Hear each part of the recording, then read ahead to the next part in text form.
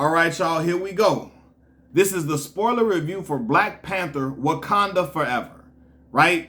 This movie was spectacular. It was amazing. It was dope. The imagery was breathtaking. The character development was outstanding. The progression and the development of the character arc from the first film to the second film, just beautiful. Beautiful, man. Listen, I don't care what the critics are out here talking about, and a lot of these critics are in the minority because there are a lot of people who are in agreement with me who agree that this movie was outstanding, spectacular, that everybody should see it. I'm going to go see it again after watching it that first time. That was dope and it was brilliant to watch, right? But you got some people who are saying the film was just okay. It wasn't all of that, so on and so forth. To hell with what they talking about. I don't care what they talking about. This film was dope. It was special and it was great to watch. Right? Even outside of everything that Ryan Coogler had to deal with, you know, in production for the film and so on and so forth, even outside of that, excluding that, this film was dope on its own.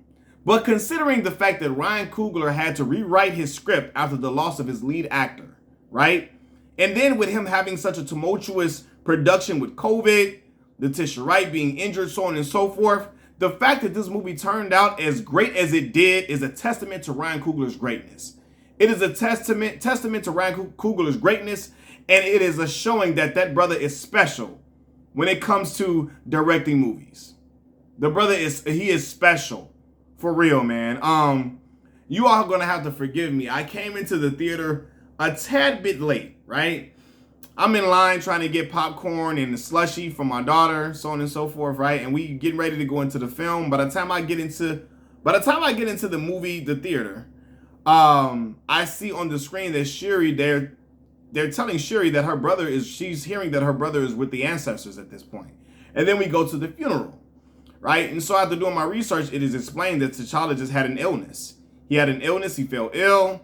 And I believe, correct me if I'm wrong, because I came in at that part where they're going right to the funeral where they're telling her brother is now with the ancestors. She's trying to figure out her brother's heart rate and heartbeat and so on and so forth. Her brother's pulse, basically, right? And they're telling her he's with the ancestors now. From what I'm understanding, in Jadaka, aka Killmonger, when he burned all of the herb, the heart-shaped herb, when he burned the herb, there weren't any more herbs left. Right, outside of the one that Nakia took to Queen Ramonda and Shuri to give to T'Challa. They were going to give it to M'Baku at first in the first film, and they ended up giving it to T'Challa after they discovered that he was in a coma, submerged in a lot of ice and all, like surrounded by ice and so on and so forth to keep his body cool. After that, there were no more heart-shaped herbs left, and so Shuri while trying to heal her brother, tried to recreate the herb, and I don't know if she ran out of time, so on and so forth. I don't know because I missed that part of the film, and she wasn't successful in doing it, and so T'Challa passes away. And I felt like some people were like they wanted him to die in another elaborate way. I felt like this was a great way to basically introduce or bring us to the death of T'Challa, have it mirror real life. And seeing that, you know, he is this superhero, this amazing superhero, some people probably wanted him to die in some heroic fashion, so on and so forth. But I don't know if they could have explained it well in the MCU if they did it like that. So they just say, you know what, let's just have him die through a regular illness, through some type of illness that could not be cured, some unknown illness, and he passes away that way. Now we see them mourning the loss of T'Challa. You know, they're all grieving and they are, grief-stricken beyond measure. Queen Ramonda is now the queen because her son is no longer living. And this puts her in a position where Wakanda is vulnerable and she knows it. The American soldiers are now trying to come and get the vibranium that they know that Wakanda has at these different, I don't know, is it outreach centers or different little posts that they have across the country? The American people and the people within the UN are trying to go and they're trying to go and get the vibranium that they hear that Wakanda has set up around the world. And they've become knowledgeable about it due to the fact that at the end of the first film, T'Challa changed his ideologies and said, you know what, we're going to exchange information with the world. We're going to share our resources with the world now. And so now they know about, what kind of vibranium and all this and all of that. So they like, you know what, we're going to try to go and get their vibranium. We're going to try to get their resources. Did I say vibranium? They want to get their vibranium now. And now, to me, honestly, I feel like that is the most vulnerable that Wakanda has ever been. They have no protector anymore. Queen Ramonda is trying to show strength within her country, within her nation, but she knows that the outside world is like, no, they don't have no king there to protect the vibranium. Oh, we're going to go get that and take it for themselves. However, the Dora Milaje is still standing strong and guarding the Wakandan Empire, right? And the Wakandan country. So they apprehend the guys who are trying to steal the vibranium. They bring them to the council, where she's meeting with the UN and so on and so forth. And they tell her, or Queen Ramonda tells them, listen, next time we won't be so generous. These people will be dead if they come and do this again. So now the floodgates are open. But this is the thing now. We find out that T'Challa changing his ideology has now made Wakanda a new enemy. Because, that new enemy is now the Talokan people, right? Led by Namor. The, Marvel's version of like a submariner type of individual with winged feet, who controls the water, who lives in the water, so on and so forth. And we get his backstory, and it is magnificent. Like, it is great the way it's told. Man, it's done very well. It's done in a very well and respectful way that is respectful of the Mayan culture and so on and so forth. And I'm like, okay, Ryan Coogler is showing something dope and special. But we see that Namor he's upset because Wakanda's new way of the world and new, being in touch with everybody and sharing their resources has now led to American citizens diving into the waters to steal vibranium. Vibranium in their city, their civilization, the Talokan civilization, their whole city is made of vibranium. So they're coming and interrupting their land now. The American people, and not just Americans, I'm not going to just say Americans, but it's other people as well that is within America's allies. The allied countries with America, they are also stealing vibranium from down there. So Namor is like, hold on. The only way this is happening is because your country has now changed their ways. And also, there is an American scientist who's developed a vibranium technology that can find vibranium. A vibranium radar type technology has been made by this scientist. Namor, this is the thing. He rises to the surface and he talks to Queen Ramonda. Ramonda is she's by the ocean. She's sitting with Letitia Wright, Shuri, her daughter Shuri. She's discussing, basically, hey, you haven't mourned T'Challa properly, so on and so forth. We had this ritual.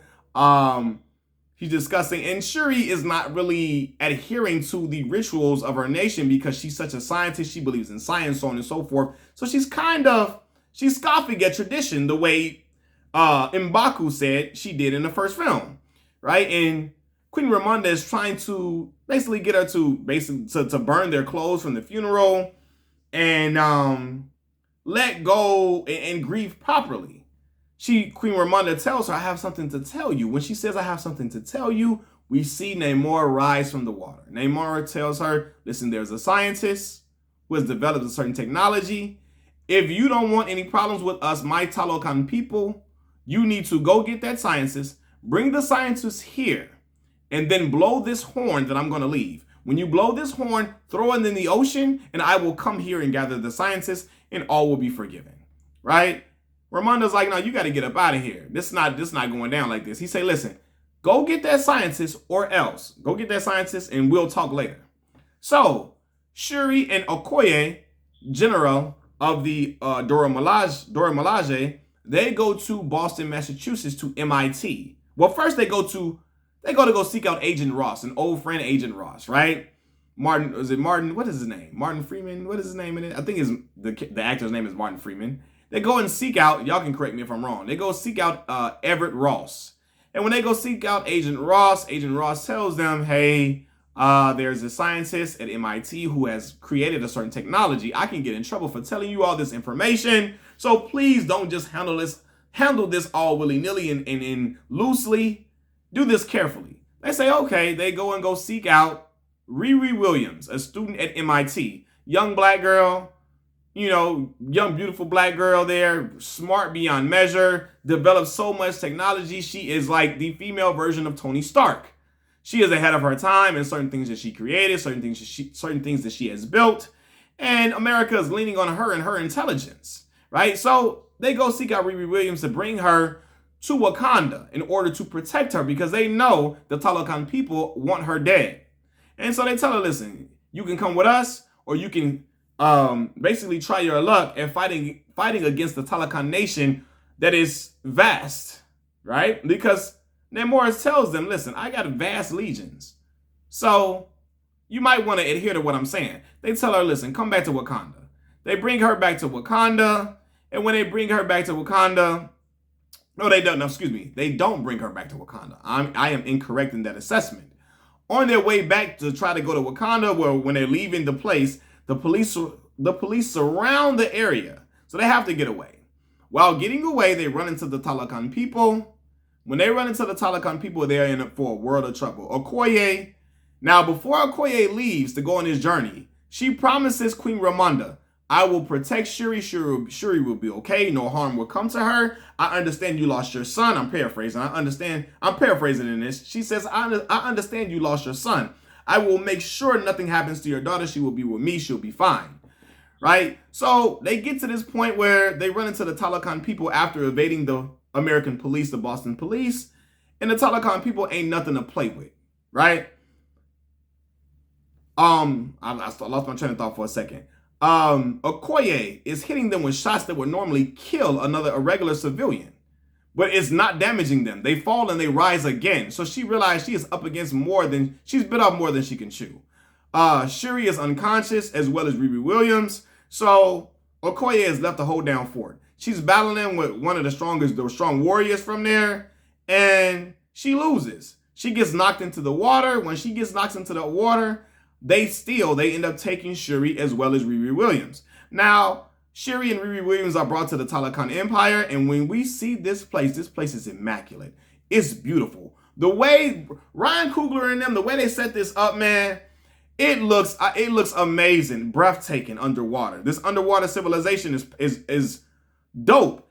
And Namor he's not upset and riled up when he sees Shuri. He says, listen, princess, we at war.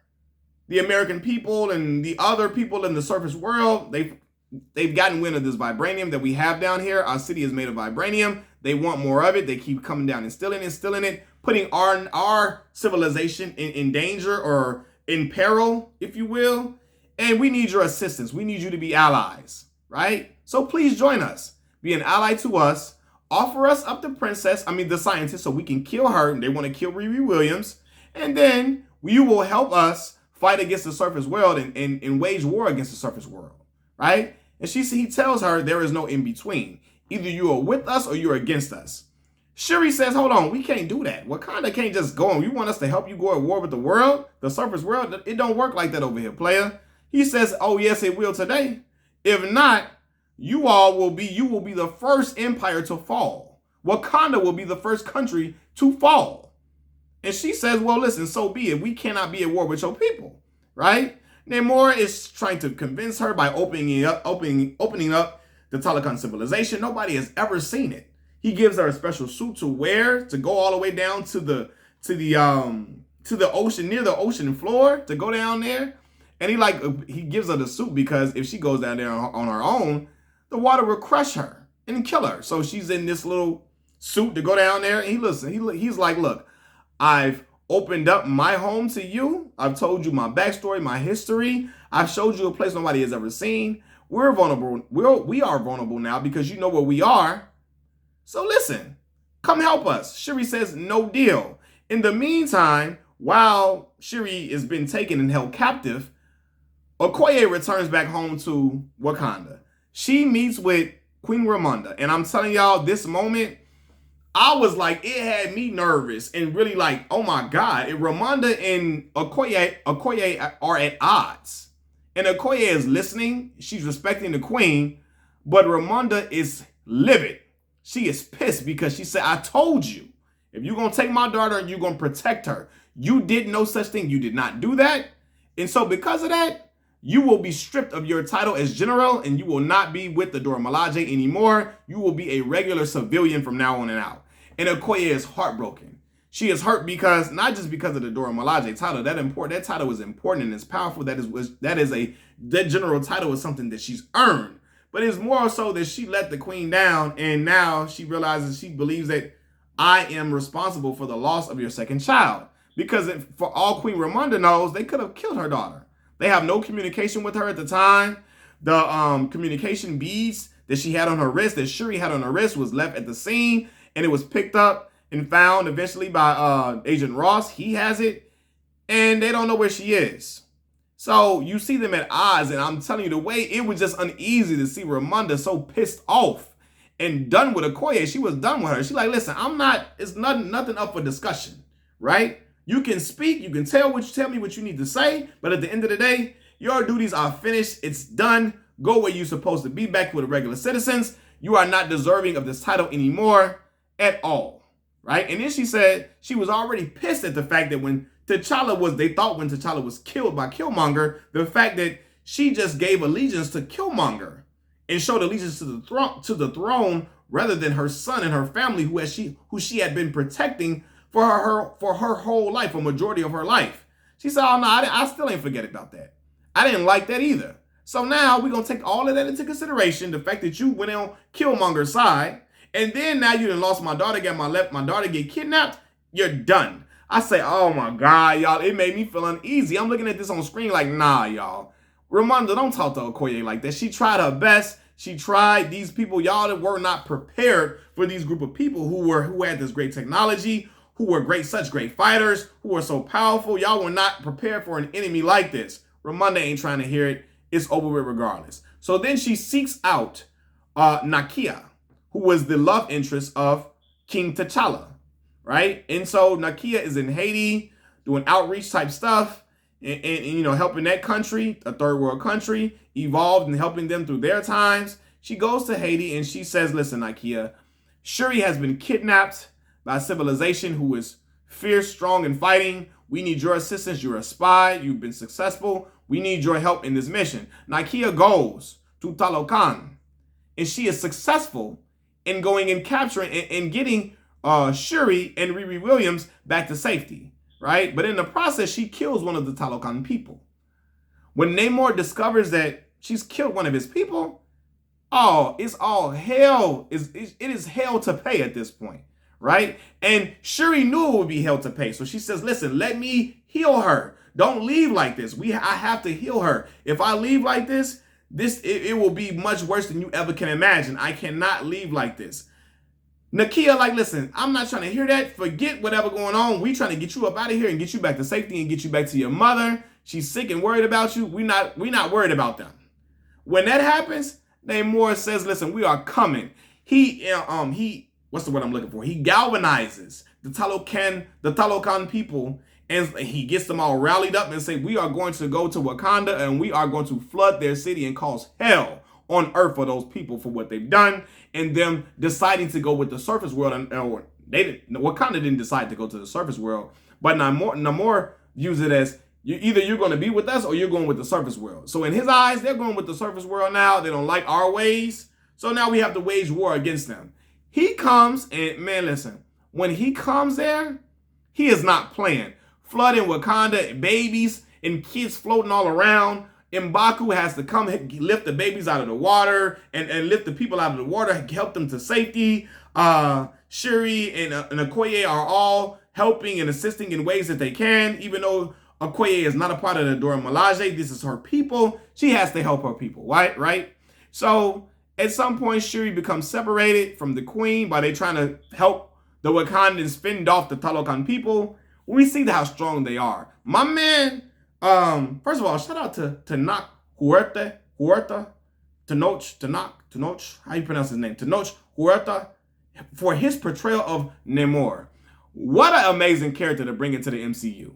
What a special character with special powers, with a unique look, with unique abilities. Like, just, I mean, the design of the character, the things, his persona, his like, again, his demeanor, his presence on camera is strong and is brought to life by Tenoch Huerta from him. And the way he did that, man, is beautiful. It's amazing the way he introduced that character to the MCU, and we have a very interesting character in the MCU mix now, right? But back to what I'm saying. Namor comes to, and he seeks out, now that Shuri she's trying to help the rest of the Wakandans fight. He knows that the queen is by herself at this moment because everybody else, all the other Wakandans, are trying to fend off his men and his soldiers. So he like, listen, I'm going to go find where the queen is. He goes to the throne room, breaks through it, and floods it. Floods it to where Riri Williams, because Riri Williams is there with Ramonda. And she moves Riri out of the way and tells Riri to go and leave now. Leave, child. Let me handle this. Riri says, I can't leave you here. She says, go, go, go. And Namor then floods the throne room. At this point, you see they are both submerged underwater, Riri Williams and Queen Ramonda. Queen Ramonda goes to save and rescue Riri Williams. While rescuing Riri Williams and bringing her to shore, Ramonda herself has become submerged in the water. She drowns, right? And I promise y'all, when you see Ramonda's lifeless body floating around a body of water, right? You like, oh my God. Don't tell me this is happening. I just knew they were going to revive her. They were going to give her the resuscitation. Water was going to shoot out of her mouth, and she was going to be okay, which is what happened to Riri Williams. She was unconscious. They, pumped the water out of her. She was perfectly fine. Unfortunately, Ramonda was not so lucky. She is now dead. Listen, y'all, I was in a movie theater like, what the hell is going on? What's happening? Bro, this cannot be happening right now, fam. This is not what we want to see for real. First of all, let me just rewind, because Angela Bassett's performance as Queen Ramonda was absolutely breathtaking. I'm hoping that this film right here will finally grant her the Oscar that she truly deserves. She deserves an Oscar. She's been deserving an Oscar for a long time, and I hope she gets it off of this film right here. And I want to say this too, because I forgot to mention this. The opening credits to this movie touched my soul in a certain type of way, for real, for real. Seeing that brother Chadwick Boseman and the images of him during Black Panther, his face when the Marvel opening credits ran with no music, that gave it a different effect. Like the silence during the opening credits in the movie, the silence during the opening credits, and also the silence in the movie theater at the same time was loud. It was loud. You could hear a pin drop in the movie theater during the opening credits when you see T'Challa's face roll across screen with no music. Like, y'all, that was extremely powerful. I'm not exaggerating. I'm not being over the top with it. It was extremely powerful without question, man. Like, but look, when you see that Namor has now killed Queen Ramonda, but before we find out that Ramonda is dead, he tells Shuri, bury your dead, mourn your losses, you're the queen now.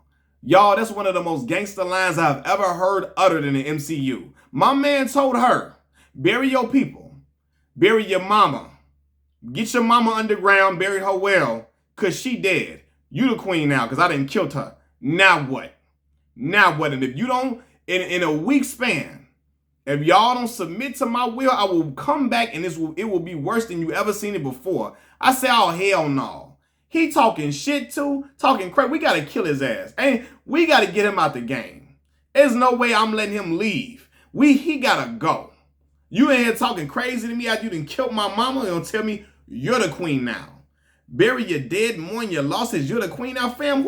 I'm like, bro, who is this man talking to? He got to get dealt with. He got to get dealt with expeditiously.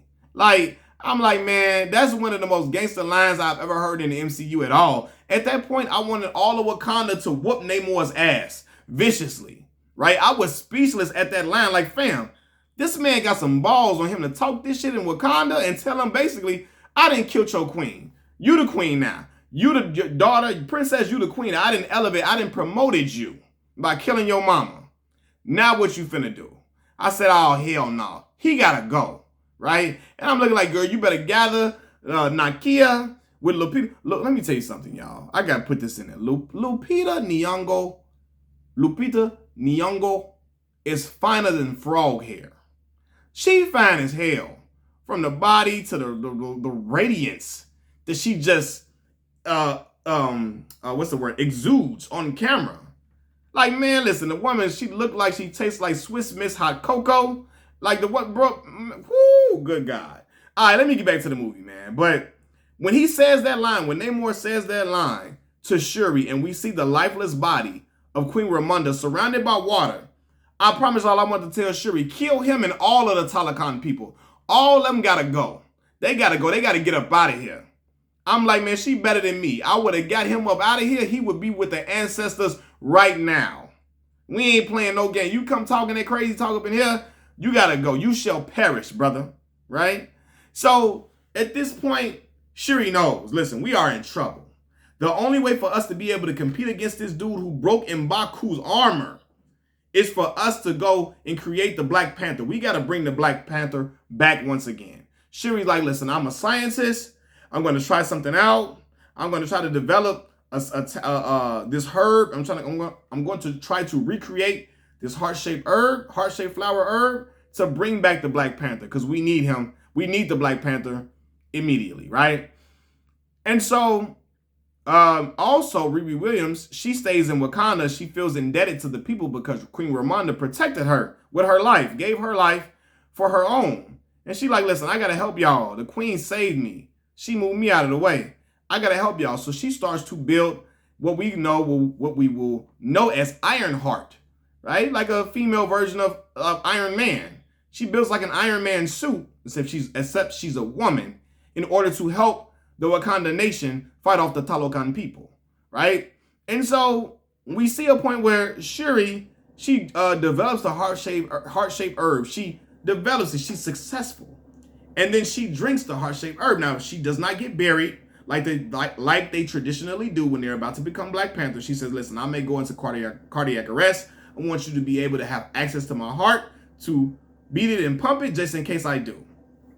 When she takes this heart-shaped herb, I'm thinking she gonna meet her mom or her father. Little does she know, look who she sees sitting in the throne when she gets in there and she takes the heart-shaped herb and she goes into the ancestral plane. She sees none other than her cousin, Njidaka, aka Eric Killmonger. And when Killmonger is talking to her, he's talking to her with a vengeful spirit. He like, listen, right? You saw what I did. You saw what I was trying to do, right? These people that came in here, killed your mom, caused damage and harm to your people, flooded your empire. What are you going to do? We know what your brother would have done. He was too noble of a man to do something. Your father, he's basically giving her mother props. Listen, the queen, your mother, my auntie, she was a gangster. She was tough. She had balls of steel, right? She was a goon because she sat there and died for that young girl that's not even from Wakanda.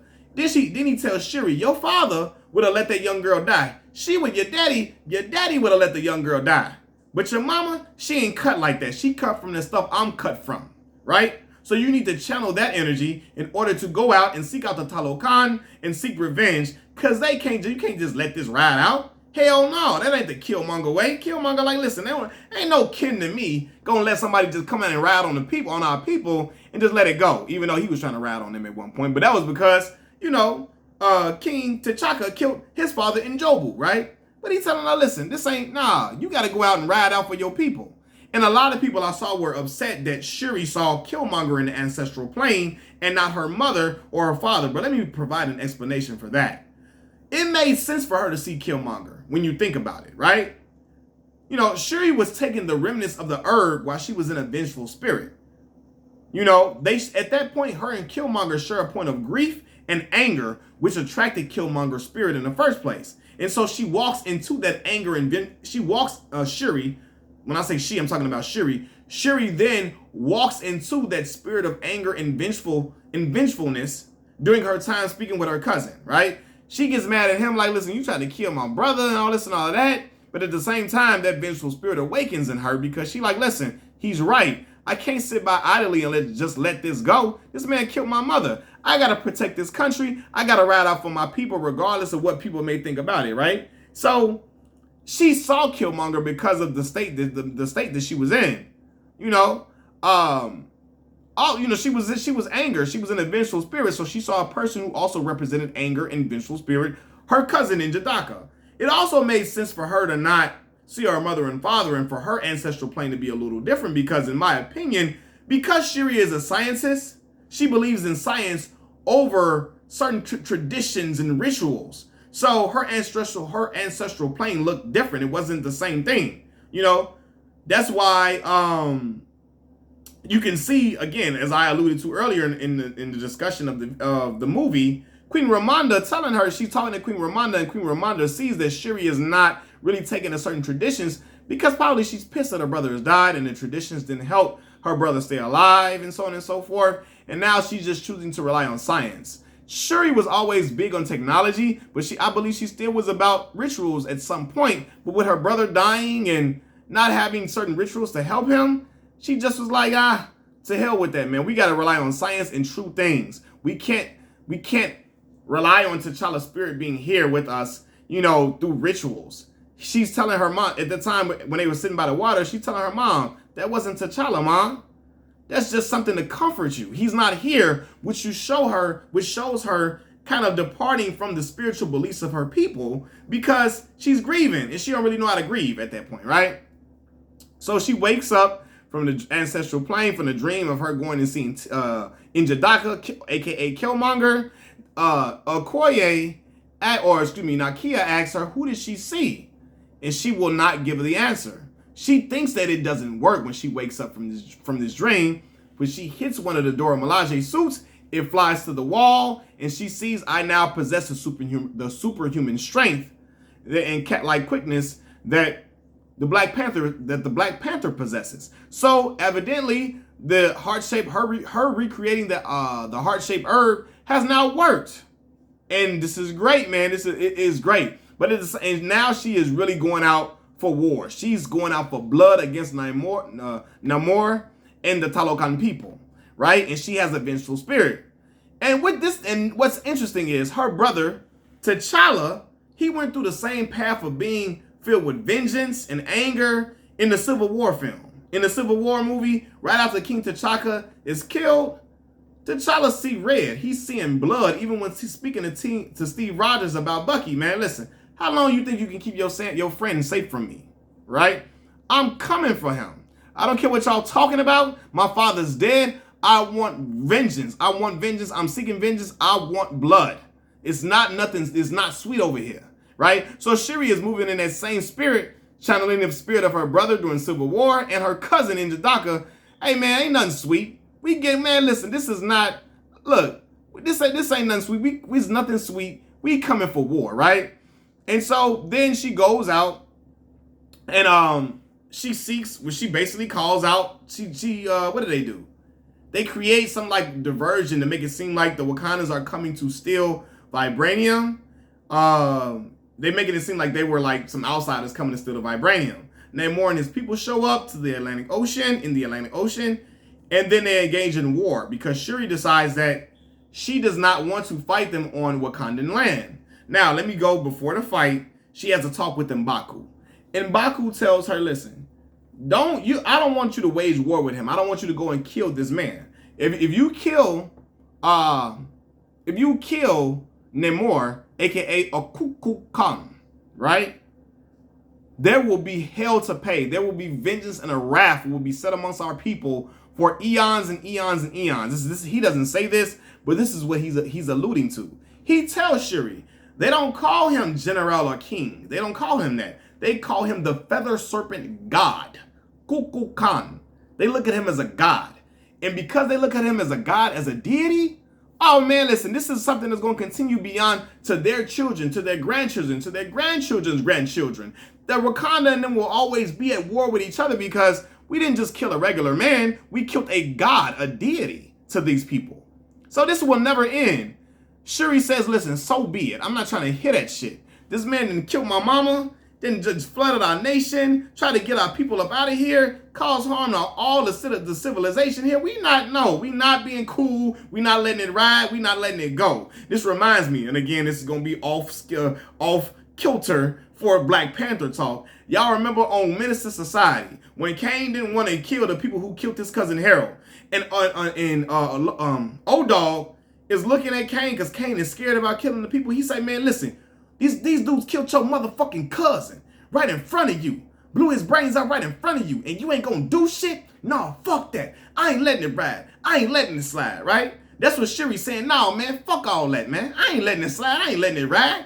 We coming to get this dude up out of here. I don't care what you say, M'Baku, and you gonna join me, and that's that. You will be there to help, and it is what it is. I ain't trying to hit nothing else no more because now the princess is now the queen. She has been elevated to queen unceremoniously, and against her will, due to her mother being killed by their new enemy Namor, right? So now she like, I don't care what you talking about. We going to ride out on these people. So they go and they set up a diversion to make it look like some outsiders are trying to take the vibranium, and then they go in battle with the Talokan people. And the Wakandan folks, they are prepared. Now, again, the army of the Talokan people is bigger than the Wakandan nation and the soldiers that they have. So at some points, they get overpowered. They fighting back, though. Fighting back in M'Baku, Okoye. Shuri has developed some suits for Okoye. And what is the other girl name, man? Nika or something like that, right? She has a suit for her to have on in order to combat these individuals. So they're successful, but then Shuri puts on a Black Panther suit. And I want to say this too. When she first put on the Black Panther suit, when she met with M'Baku and the elders, the whole dang on crowd in the movie theater clapped and they just gave a whole lot of applause because they was like, man, look at Shuri, man. She on screen. She killing it. She is ready to go at war with these people. She ain't playing no games. We have the Black Panther back to help these people and protect their people, their nation, which is now vulnerable, right? So now Shuri has on the Black Panther suit. She's battling with Namor. They have a great fight scene. Great fight scene, great fight. They going at it, going back and forth. Namor is punching on Shuri, stealing off her like she stole something. He don't give a damn if she a woman. He's telling her, you got to go, you got to die, right? And in the midst of the battle, you know, Shuri is getting her blows in well, right? And so eventually she subdues Namor. She figures out a way to dry him out. She dried him out within the ship. They lured him into the ship, which they drew the water out of him, which weakened him. And Shuri was able to have a great impact and do very well in combat against him. She had great success. She eventually subdues him. I don't know if does subdue mean killed, or maybe that's not the word I want to use. She eventually basically has him to where he's in a position of defeat. And she has a blade, is it a spear by his neck? She's about to cut his throat. And I'm looking like, kill his ass. Kill him right now. Get him up out of here. He didn't kill your mama. We ain't trying to have no sympathy. But Shuri remembers, she sees a vision of her mother telling her, show him who you are. Don't kill this man. Let our nation continue to live in peace. You made your point. You will get this man and his people to yield, to recognize that the Black Panther is here.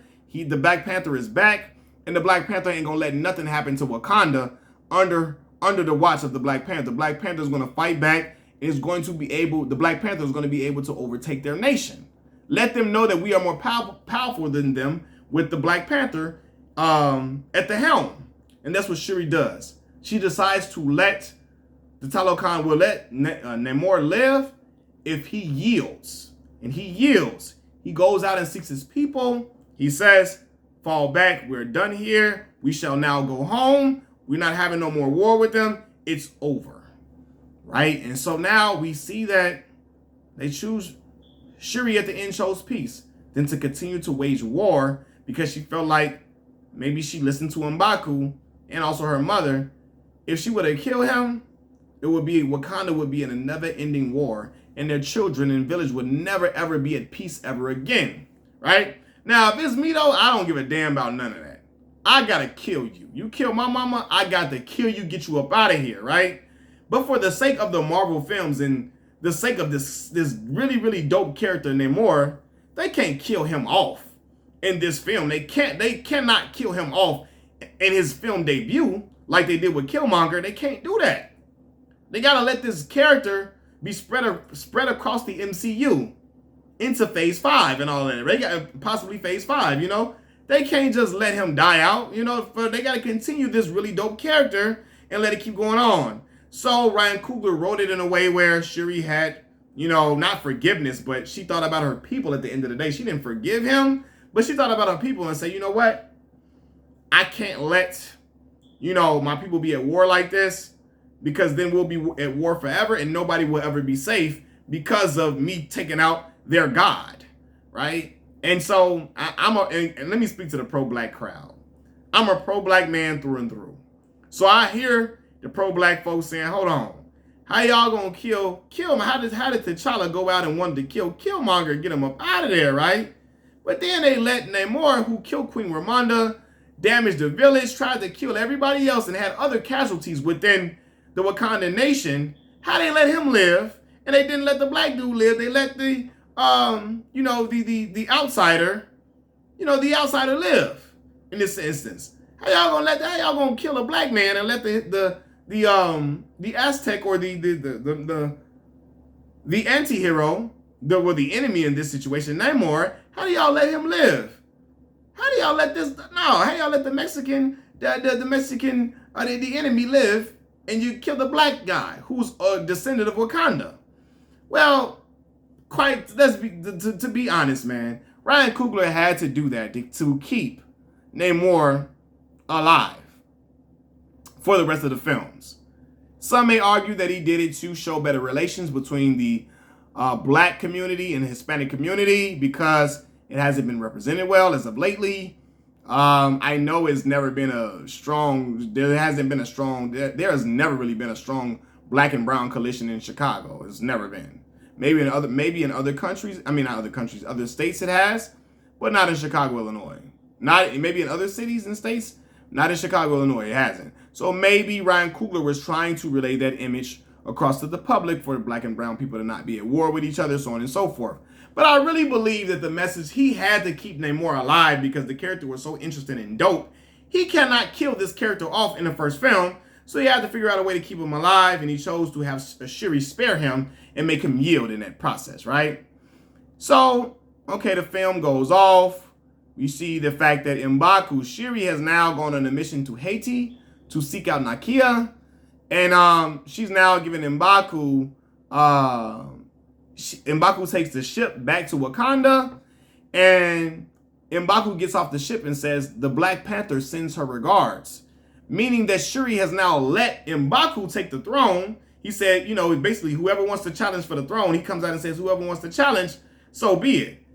Meaning that Shuri let him take the throne, and if anybody challenges M'Baku and he wins, M'Baku becomes the next Black Panther for the time being. And I say for the time being because of this post-credit scene. Y'all, first of all, this post-credit scene, man, I was all right. I was emotional throughout different parts of the movie, but I was okay. When I saw this post-credit scene, y'all, it tugged at every heartstring in my body. Like, and also everybody else is in the theater. Like, to see this scene, y'all, I wanted to bawl like a baby. That's how emotional it was. Let me enlighten y'all if you haven't seen the movie and you want to just see spoilers, or for those who saw the movie and just want to see what I have to say. So Shuri goes to Haiti to seek out Nakia. She seeks out Nakia. They have a talk and all this and all of that. Nakia says, just a minute, I'll be back. Shuri sits on the beach and she thinks about her brother. And we see these different moments of her and T'Challa on, you know, throughout his time as king. You know, when she finds out that he's alive, the Black Panther lives. And and she puts the necklace around his neck. And we see all the different moments when they dap up and all of that. And you just like, oh my God, bro. We see this also the images of Chadwick Boseman, aka T'Challa, when it's shown, it's in silence. And it helps us mourn, and we feel for this brother, right? And y'all, man, Shuri starts to cry as she thinks about the loss of her brother and her mom and her people and everything they've been through. And the fact that she no longer has her brother, her best friend. They were so close in their first film. So after thinking about this, and everybody gets emotional in the theater when we see these moments with Shuri and T'Challa is so precious and so beautiful. But y'all, when Nakia walks out, she has a boy in her hand, holding her hand. Shuri turns around and looks like, who is this? And she says, this is my son. And Shuri basically about to lose her mind, like, yo, son, what are you saying? What are you saying? Nakia says, T'Challa, basically, we didn't want anybody to know about him. We didn't want him to live under the pressure of trying to fit in under the throne. We didn't want him to live like this. We agreed for him to grow up here with me for the time being until he got a little older. Shuri's like, what? And she tells her, this is T'Challa's son. This is your brother's son. She tells her son, reach your auntie. It's Auntie Shuri. Right? This is your father's sister. And Shuri is at a loss for words. She's like, oh my God, I have a nephew. And she says his name is Toussaint. Right? And what a beautiful choice for this name. Ryan Coogler, man, the detail in this film. For those who don't know, Toussaint Louverture was a man who led the Haitian Revolution, who helped free Haiti from French rule. He led slave revolts to help free them of their oppressors, to help free them of their colonizers. Toussaint Louverture helped lead the Haitian independence movement and help Haiti get their independence from the French people, right? So for the boy to have the name Toussaint was also, of course, of Haitian descent. He was of Haitian. So for Nakia and T'Challa's son to be named Toussaint and then be living in Haiti, that's beautiful. That's beautiful writing, brother. And with everything that's going on in Haiti, that's been going on, it's a third world country, to see them presented in such a positive light, because Haiti looks beautiful on camera. Great job by Ryan Coogler to do this, right? But here's the moment when it got me. Shuri basically tells them, Toussaint, that's a great name of historic value. She's basically speaking about Toussaint Louverture and so on and so forth. And he tells her, Toussaint is my name, my Haitian name. And she like, what is your Wakanda name? He tells her, my name is Prince T'Challa, son of King T'Challa.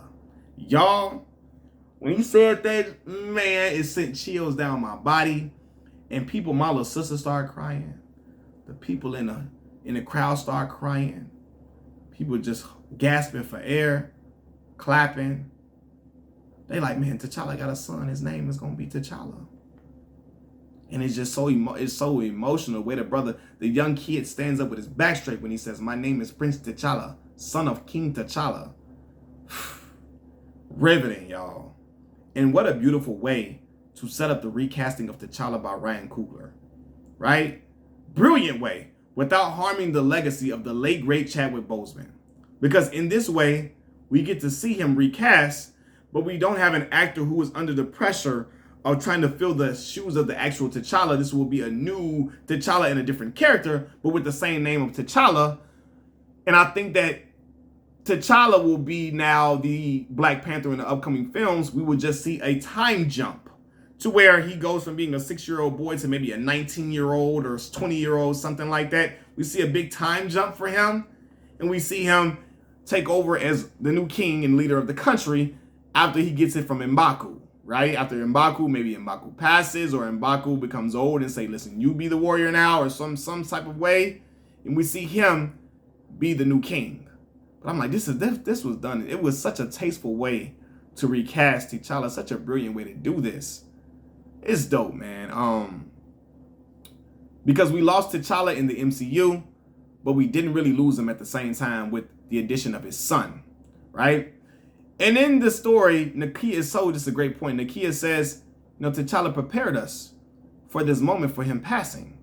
And in the first Black Panther, when T'Challa was in the ancestral plane, King T'Chaka told T'Challa that because T'Challa said, I'm not ready to be without you, Father. I'm not ready to be without you, Baba. And he says, a man who has not prepared his children for his own death has failed as a father. And so Nakia references this moment by saying that T'Challa had prepared them for his death. You know, and in this scene, Shuri asks Nakia if Queen Ramonda, her mom, knew about T'Challa's son before she died, and Nakia confirms, yes, she did. And what I picked up on in that instance was that when Ramonda and Shuri were at the water, and she says, I have to tell you something, Ramonda was going to tell Shuri about T'Challa's son right before Namor showed up, and he began to strike, and he began to wage war against their country, or vowed to wage war if they didn't help them, and basically showed his first signs of existence. And Ramonda put it off because she had to deal with her nation being in peril under a new potential threat, right? And she put it off, and she died without telling Shuri herself. But she knew, and she knew about T'Challa. She met him before, and she was going to tell. She knew about little T'Challa. She met him before, and she was going to tell Shuri. But that was just a great way, man. And you knew that she was probably going to tell her about the son, because she told Shuri to leave her communication beads at home when they were meeting at the water, so that no one would hear the conversation about T'Challa's son. That was what that was for. Leave the beads at home so nobody can hear the conversation, because that was a secret that they kept. They vowed to keep until a certain time. And so she wanted to honor that. And so don't wear your communication beads if you don't, she didn't want nobody to hear that. But y'all, that moment was so beautiful. We get a way for T'Challa to live and be recasted, his character to live on, because in the comics, y'all correct me if I'm wrong, T'Challa did have a son. I don't think his name was T'Challa Jr., but now you will see little T'Challa Jr., and maybe we can get to see the union with a time jump, or maybe with some technology, not him actually going through regular time, but maybe some technology can create a time jump. So, well, we could see T'Challa Jr. and Aurora Monroe of the X-Men marry and have a union, because that is what happens in the comics. Y'all can correct me if I'm wrong, but amazing movie. Imagery, fighting, the CGI was better in here. Like, all of it, man. The CG was way better in here, man. This was a dope film. I don't care what nobody's talking about. They can shit on the movie all they want to. This movie was brilliantly done. It was done tastefully. And considering all that Ryan Coogler had to deal with and all the changes he had to undergo, it was done masterfully. Black Panther, Wakanda Forever. I recommend everybody to watch this film. I'm going to go see it twice and a third time as well. Machiavelli Mills TV, thank y'all for watching. I'm out. Peace.